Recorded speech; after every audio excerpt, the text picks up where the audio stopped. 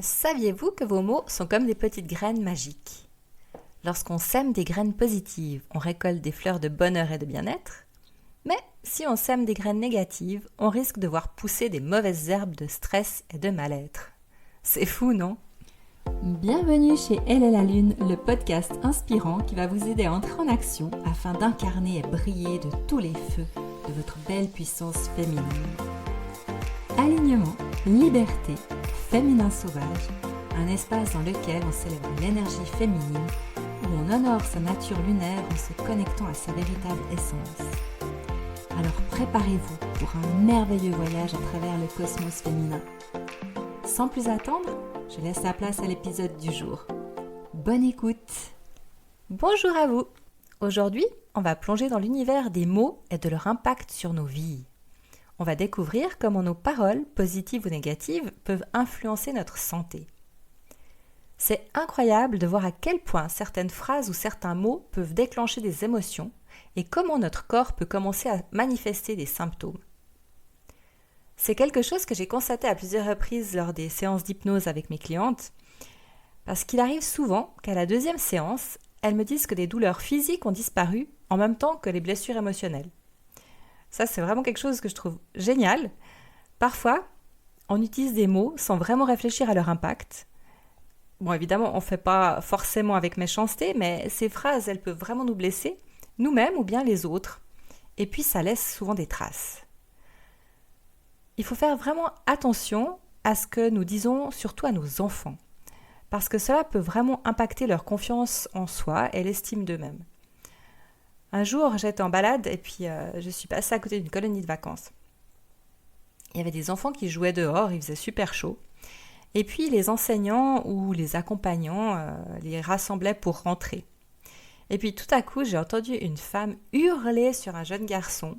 Alors, je ne sais plus comment il s'appelait, on va prendre le prénom de Jules. Jules, la prochaine fois que tu oublies ta casquette, je te tue. J'étais tellement choquée. J'ai dit, mais espérons qu'il n'ait pas été traumatisé, mais franchement, associer le mot casquette à je te tue, je ne sais pas si c'est le meilleur moyen pour le motiver. Mais en tout cas, j'ai trouvé ça tellement inadmissible, parce que je voyais ce jeune garçon, et puis ça m'a vraiment perturbée. Je dis, mais ça ne devrait pas être autorisé, ce genre de choses. Mais bon, bref. Revenons à nos moutons. Il existe plein de phrases ou d'expressions dans lesquelles une partie du corps est citée et qui nous indiquent un trop-plein d'émotions qu'on pourrait facilement remplacer pour exprimer un ressenti sans que ces mots y soient néfastes en fait pour notre corps. Par exemple, quand on dit « j'ai la tête qui va exploser », on imagine bien. C'est vrai que c'est super imagé, on voit bien le sang qui tape dans la tête et puis ça fait mal, etc. Mais on pourrait vraiment remplacer par j'ai la tête qui va exploser par simplement j'ai très mal à la tête. Ou alors quand on dit ça me gonfle, ça c'est quelque chose que je disais assez souvent. Donc si on a l'habitude de dire plusieurs fois par jour, ça peut amener des ballonnements ou des gonflements, des problèmes de constipation. Et parce que c'est vraiment le ventre, c'est notre centre. Donc quand on dit ça me gonfle, c'est au niveau du ventre. On pourrait dire par exemple, j'ai pas du tout envie de, ou j'ai pas envie de faire ça, j'ai pas envie de voir ça, j'ai pas envie. C'est quelque chose qui est simple, qui est clair, et puis qui évite d'utiliser des termes qui peuvent nous faire du mal. Par exemple, quand on dit à quelqu'un tu me fatigues. Après, faut peut-être pas s'étonner d'être épuisé. On pourrait simplement dire j'aimerais que tu arrêtes de. Ça éviterait qu'on se sente plus épuisé qu'on l'est parfois déjà à la fin d'une journée. Quand on dit j'ai le moral dans les talons, ça montre vraiment le taux vibratoire qui est tout en bas. On imagine bien la personne qui est toute grise. Ça serait peut-être moins, impactant de dire simplement j'ai pas le moral aujourd'hui. Quand on dit j'ai la boule au ventre aussi, ça c'est quelque chose, on imagine bien le ventre qui est tout gonflé, tout dur. On pourrait dire je suis inquiète par exemple. Il y a une autre expression aussi qu'on entend assez fréquemment, ça me donne des boutons. Alors bonjour les éruptions cutanées ou l'eczéma après. On pourrait carrément dire je déteste ça, plutôt dire ça me donne des boutons. Ça éviterait aussi cet impact physique. Quand on dit aussi « j'en ai plein le dos », on pourrait dire « j'ai besoin de repos ». Ou quand on dit « je porte le monde sur mes épaules », on pourrait dire « il serait temps que je délègue ». Quand on dit « j'ai le cœur brisé » aussi, on pourrait dire « je souffre » ou « je suis très triste ». À force de faire attention à ce genre de petites phrases, je vous assure qu'on les transforme parce qu'on les visualise. Donc quand on dit « j'ai le cœur brisé », c'est quand même une image qui est assez impactante, je trouve. La douleur émotionnelle et la douleur physique, qui sont deux faces de la même médaille, en fait, elles sont toutes les deux des signaux pour nous faire comprendre que quelque chose doit changer.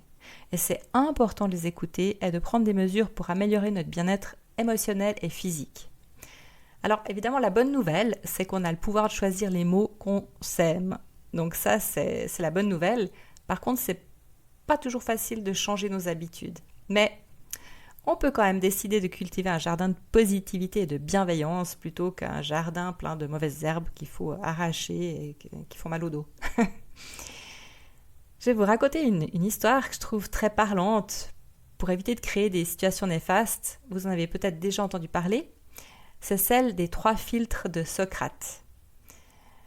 Alors, on raconte qu'un beau jour, l'un de ses disciples arriva en étant extrêmement agité. Il raconta au philosophe qu'il était tombé sur l'un de ses amis et que ce dernier lui avait parlé de Socrate en des termes très malveillants. Comme à son habitude, le sage grec posa une question à son disciple très anxieux. Cette question était « Es-tu absolument certain que ce que tu vas me dire est vrai ?»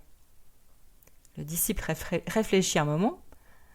En réalité, il ne pouvait pas être sûr que ce qu'il avait entendu pouvait être catalogué comme malveillant. C'était une question de point de vue. « Tu ne sais donc pas si tout est vrai ou non ?» dit le philosophe. Le disciple dut admettre que non. Ensuite, le grand maître grec lui posa une seconde question.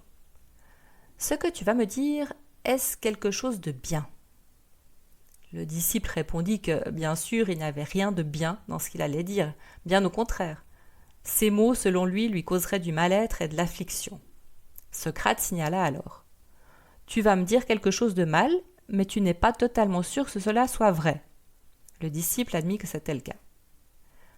Pour terminer, Socrate devait lui poser une 3e question, et c'est ce qu'il fit. Il lui dit « Ce que tu vas me dire à propos de mon ami va-t-il me servir ?» Son disciple hésita. En réalité, il ne savait pas si cette information lui serait utile ou non. Cela l'éloignerait probablement de son ami.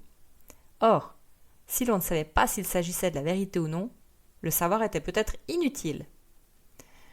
L'anecdote des 3 filtres de Socrate raconte qu'après cela, le philosophe refusa d'écouter ce que son disciple voulait lui dire. Si ce que tu souhaites me dire n'est ni vrai, ni bon, ni utile, pourquoi voudrais-je le savoir ? Eh oui, si ce qu'on a à dire n'est ni vrai, ni bienveillant, ni utile, il n'y a, selon Socrate, aucune raison d'en parler. Le cerveau humain est sans arrêt cerné par les informations et rumeurs de toutes sortes. Et il est bon de savoir faire le tri à la source, justement pour éviter de l'encombrer et de se provoquer un stress inutile. Par exemple, quand on écoute les informations, c'est un petit peu ce qui se produit. C'est toujours des choses négatives, on nous fait peur, avec l'économie, avec le chômage, avec tout ce qui augmente, enfin bref. C'est pour ça que parfois il faut vraiment faire le tri et puis certaines informations nous sont totalement inutiles, surtout quand on peut rien y faire. Alors ça ne veut pas dire qu'il faut éviter les vérités qui fâchent, Au contraire, si la critique est constructive et sincère, c'est bien de mettre les choses au point avec bienveillance parce que il faut pas garder les choses pour soi, on l'a vu et revu. À l'inverse, les douleurs nous indiquent aussi souvent une situation émotionnelle qui est néfaste. Par exemple, lorsque j'avais 20 ans, je pratiquais plusieurs sports comme l'équitation, le judo, l'aérobic, le VTT. Et un jour, j'ai commencé à ressentir une douleur mais vraiment intense au niveau des genoux, au point où même monter à cheval, ça devenait douloureux. À cette époque, j'avais un petit ami qui était très jaloux et qui m'interdisait tout contact avec qui que ce soit d'autre, que ce soit des hommes, des femmes, mais bon, évidemment, avec les garçons, c'était encore pire. Et puis, cette situation m'a causé beaucoup de stress et de frustration. J'ai perdu beaucoup d'amis.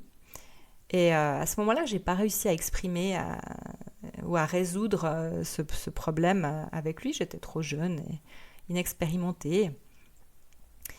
Et quelques années plus tard, j'ai acheté un livre qui s'appelle « La clé vers l'autolibération » de Christian Berland. Je vais vous mettre le titre sous l'épisode, comme ça, si ça vous intéresse, vous pourrez aller voir.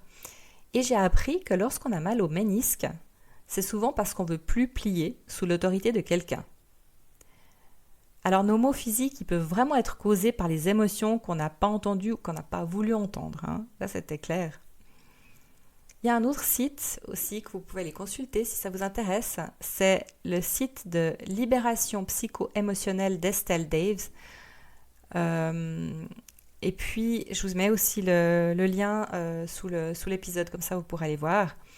Et si on regarde par exemple sous articulation, on peut lire « Les articulations représentent de façon générale la mobilité et la flexibilité. Elles sont notre capacité à plier devant les situations que la vie nous présente. Elles font lien également avec les changements de direction, l'action et la résistance face à l'autorité. » C'est super intéressant. Là, dans l'exemple que je vous ai cité, c'était clair que il fallait que je change de direction et puis que je ne voulais plus plier devant cette autorité qui était néfaste pour moi. Par curiosité, j'ai juste encore regardé sous ovaire, vu qu'on est entre femmes. Et là, on nous indique que des douleurs aux ovaires représentent notre difficulté à accepter notre condition féminine. On peut avoir vécu dans un milieu où la femme avait de la difficulté à prendre sa place.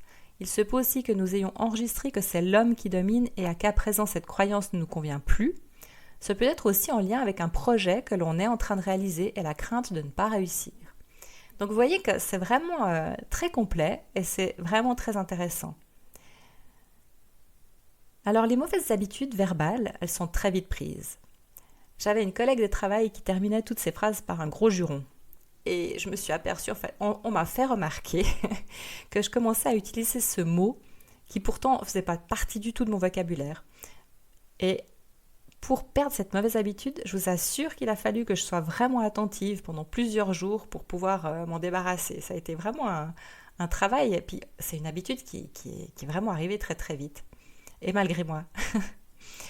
Alors décidément oui, les mots ont un pouvoir extraordinaire sur notre santé tant physique qu'émotionnelle. Alors essayons d'éviter au maximum les mots négatifs comme les insultes, les critiques, les sarcasmes qui peuvent augmenter le stress, l'anxiété et la dépression. Ils peuvent également affaiblir le système immunitaire, augmenter le risque de maladies chroniques. Il suffit de voir les dégâts causés aux victimes de harcèlement moral pour s'en rendre compte. En revanche, les mots positifs comme les mots d'encouragement, de gratitude, d'amour peuvent avoir des effets bénéfiques sur notre santé mentale et physique. Ils réduisent le stress, améliorent l'humeur et renforcent le système immunitaire. On peut également facilement interpréter nos douleurs physiques en les reliant à des situations de vie. Ça permet souvent de traiter le mal à la racine par après différentes techniques telles que l'hypnose et le coaching de vie. Apprenons donc à identifier nos mots toxiques en faisant attention aux phrases qu'on utilise régulièrement et qui pourraient avoir un impact négatif sur nous-mêmes ou sur les autres. On peut les remplacer par des mots positifs. Par exemple, au lieu de dire « j'en ai plein le dos », on pourrait essayer de dire « j'ai besoin de prendre une pause ». Et surtout, il faut être patiente parce que, comme on le disait plus haut, comme je le disais plus haut, les habitudes, elles se prennent très très vite. On met beaucoup plus de temps à les perdre. Mais avec un peu de persévérance, on y arrive. En choisissant de semer des mots positifs, en évitant les mots toxiques, on peut transformer notre vie et celle des personnes qui nous entourent, parce qu'évidemment que c'est toujours très désagréable d'avoir quelqu'un qui est sans arrêt négatif, qui est toujours triste ou qui répète toujours les mêmes phrases comme un leitmotiv. Alors, il ne faut pas hésiter vraiment à mettre ces conseils en pratique et à faire de notre monde un jardin de bonheur et de bien-être. Et on a des outils, je vous en ai cité quelques-uns, et c'est vrai que ça marche vraiment très très bien. Et finalement, on est sur Terre pour vivre des expériences, pas pour subir toute notre vie, nos croyances et puis nos blessures de l'âme. Alors quand on a des outils, il faut vraiment en profiter. Merci d'avoir été avec moi aujourd'hui. On se retrouve très bientôt pour un nouvel épisode où l'on continuera à explorer ensemble notre cosmos typiquement féminin. En attendant, prenez soin de vous Et rappelez-vous, la première personne qui mérite votre amour et votre attention, c'est vous-même. Si ce podcast vous a touché ou si vous pensez qu'il pourrait aider quelqu'un dans votre entourage, n'hésitez pas à le liker, à le partager et à vous abonner pour ne pas manquer les prochains. Rendez-vous sur mon site web jaidemandalalune.ch pour en savoir plus sur mon univers et mes accompagnements. À bientôt!